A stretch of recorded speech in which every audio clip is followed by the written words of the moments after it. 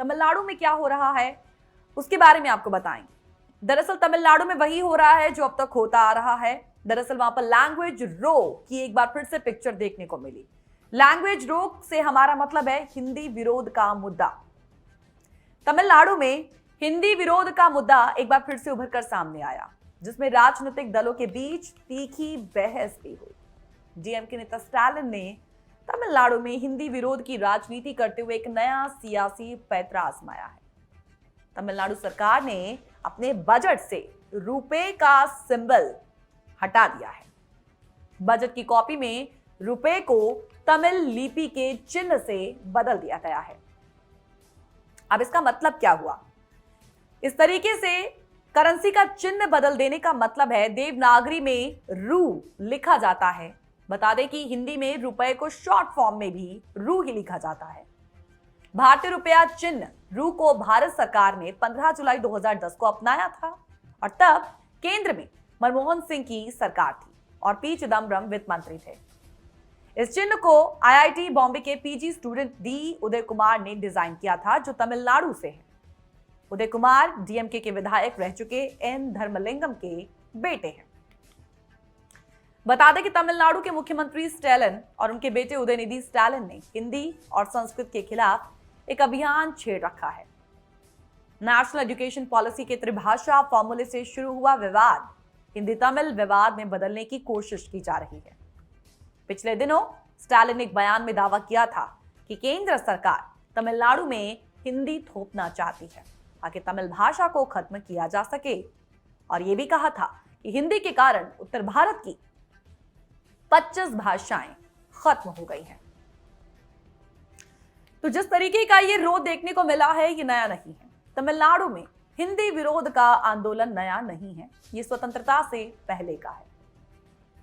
1937 की बात करें, जब सी राजगोपालाचारी की कांग्रेस सरकार ने स्कूलों में हिंदी को अनिवार्य करने का एक प्रयास किया तो इसका व्यापक विरोध हुआ।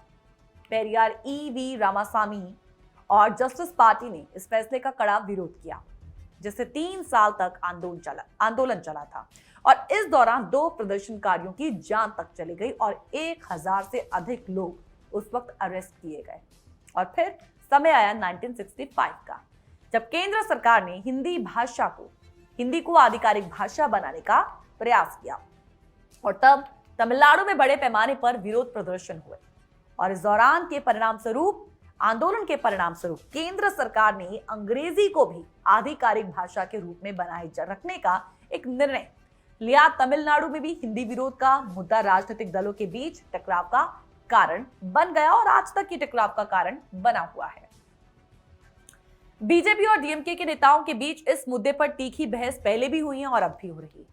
द्रविड़ राजनीति में हिंदी विरोध एक महत्वपूर्ण हथियार माना जाता है और मुख्यमंत्री स्टालिन इसे 2026 के विधानसभा चुनावों से पहले हवा देते हुए नजर आ रहे हैं। अब सवाल यह है कि जिस तरीके से वहां पर बजट पास किया गया और बजट पास करते समय जो ये रो सामने आया है कि करेंसी के जो चिन्ह है जिसे पूरा भारत अपनाता है, भारत का हर राज्य जो है वो अपनाता है, तो वहां पर इसे बदलने की कोशिश आखिर क्यों की जा रही है? और मान लीजिए अगर इसे बदला जा चुका है, लेकिन आने वाले समय में इसका क्या असर हो सकता है, इसका क्या एक डिलेबल मार्क पड़ सकता है, हमें इसे समझने की जरूरत है।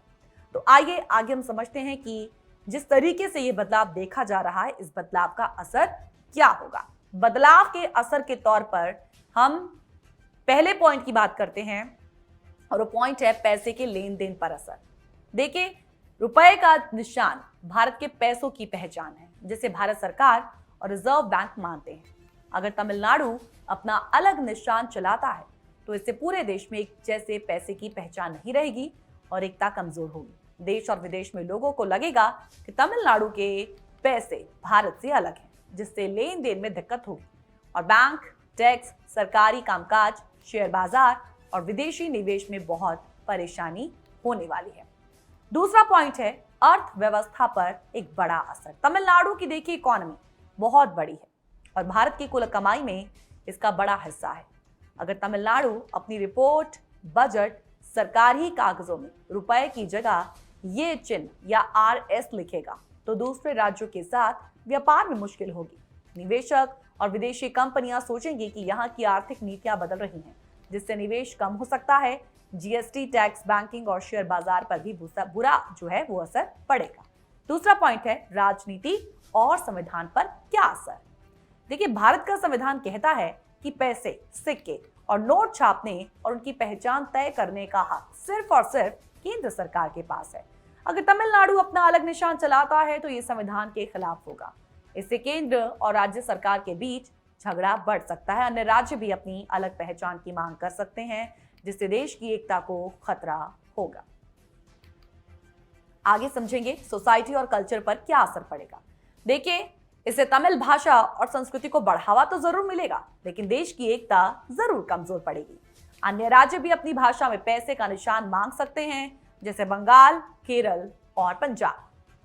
और फिर बात आती है तकनीकी दिक्कतों की। तकनीकी दिक्कतों में बैंक के सॉफ्टवेयर, सरकारी फॉर्म, ऑनलाइन लेन देन, जीएसटी पोर्टल, इन सब में चेंजेस करने पड़ेंगे। इससे बहुत तकनीकी दिक्कतें आएंगी, खर्च बढ़ेगा, कामों में देरी होगी।